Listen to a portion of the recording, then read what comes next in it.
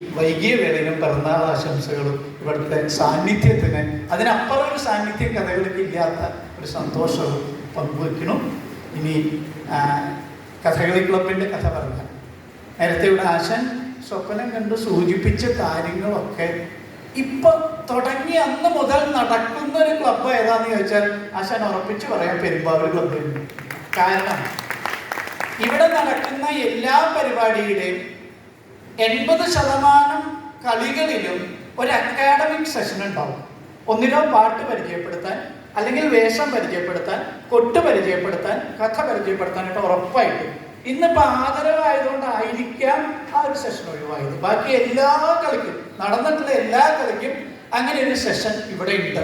അതുകൊണ്ട് തന്നെ കാലികമായി ഒരു ക്ലബ്ബ് നടത്തുമ്പോൾ വേണ്ട ഇപ്പം ആശാൻ പങ്കുവെച്ചതാണ് ആ സംഗതി ഇതുവരെ എല്ലാ പരിപാടിയിലും നടത്താനുള്ള ഒരു വലിയ മനസ്സ് പെരുമ്പാവൂർ കഥകളി ക്ലബ്ബ് കാണിച്ചത്. തീർന്നില്ല. ഇന്നിപ്പോൾ നെടുമ്പള്ളി രാമൻ്റെ കച്ചേരി നടന്നു. നെടുമ്പള്ളി രാമൻ എന്ന പാട്ടുകാരനെ കേൾക്കാനും അല്ലെങ്കിൽ നെടുമ്പള്ളി രാമൻ്റെ പാട്ട് രണ്ടാമതൊന്നും കൂടി ഈ വേദിയിൽ കേൾക്കാനുള്ള ആഗ്രഹം അത് പൂർണ്ണമായിട്ടും സാധിച്ചു തന്ന ആ കച്ചേരിയിൽ നമുക്ക് ആസ്വദിക്കാൻ സാധിച്ചതിൻ്റെ കൂടെ ഒരു പുതുമുഖത്തിനെയാണ് ഇന്നിപ്പോൾ കച്ചേരിക്ക് കൂട്ടുകൊടുത്തത് ശ്രീ കലാനിധി രാജീവിൻ്റെ മകൻ ഹരിശങ്കർ.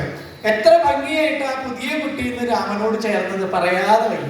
അപ്പോൾ ആ അവസരം മുകളിൽ നിന്നും താഴ്ത്തുന്നും ഒരുപോലെ പരിഗണിക്കുന്ന മനോഭാവത്തോടെ നടക്കുന്ന ഈ ക്ലബിന് ഈ 3ാം വാർഷിക വേളയിൽ എല്ലാ ആശംസകളും അർപ്പിക്കുന്നു. ഒപ്പം ഇനി എൻ്റെ സുഹൃത്തും എന്താ പറയുക, അങ്ങേയറ്റത്തെ ആശാൻ പറഞ്ഞത് ശരിയാണ്.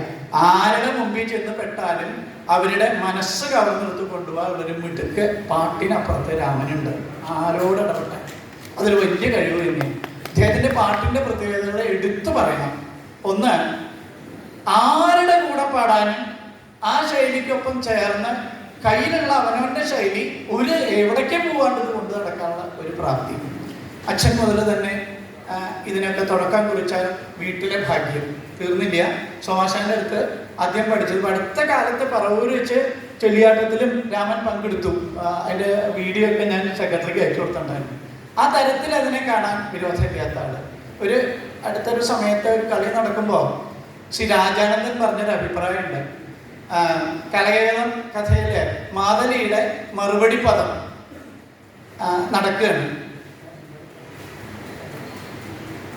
ചന്ദ്രവംശമൗലി രത്നമേ എന്നുള്ള ഒരു പദം അത് പാടിപ്പോ രാജാനന്ദൻ പറഞ്ഞ അഭിപ്രായം ഇതായിരുന്നു. പക്ഷേ ദാ മാടമ്പി രാമന്റെ ശരീരത്തിൽ കൂടി എന്നാണ് അന്ന് പറഞ്ഞത്. ആ ഒരു പദം രാമൻ പാടുമ്പോൾ അത്തരത്തിൽ എല്ലാ ഇതിൻ്റെ ചിട്ടകൾ അത് ഏതൊക്കെ തരത്തിലുള്ളത് അതെല്ലാം സ്വായത്തമായ ഒരാൾ അരങ്ങിൽ വേഷത്തിന് വേണ്ടി പാടുന്ന സമയത്ത് ഒരു കാരണവശാലും അഭിരമിക്കുന്നത് സംഗീതത്തിലല്ല, കഥകളിയിലെ ചിട്ടകളിലാകുന്ന ഗായകൻ. അതാണ് രാമൻ്റെ ഏറ്റവും വലിയ അഭിരമിക്കുന്ന സംഗതി.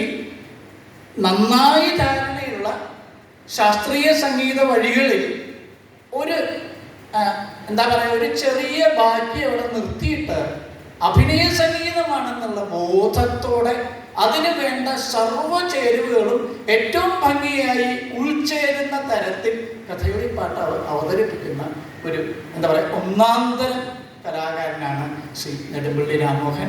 കുട്ടികളും ഇപ്പം മകനും തന്നെയല്ല ഭാര്യയും ഒരുമിച്ച് ധാരാളം പ്രോഗ്രാംസ് അവരും ഉണ്ട്. എല്ലാ തരത്തിലും ഈ എല്ലാ അരങ്ങിലും നമുക്കൊരു വളർച്ച ഗുണപരമായി കാണാൻ സാധിക്കുന്ന അത്യപൂർവം കലാകാരന്മാരിൽ ഒരാളാണ്.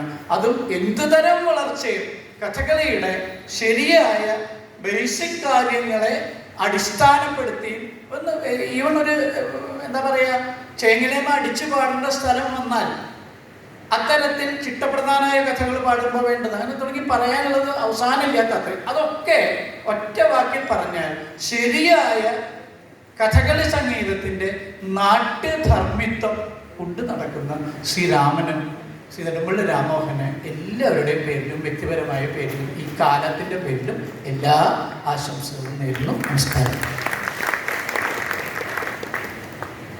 ആശംസകൾ.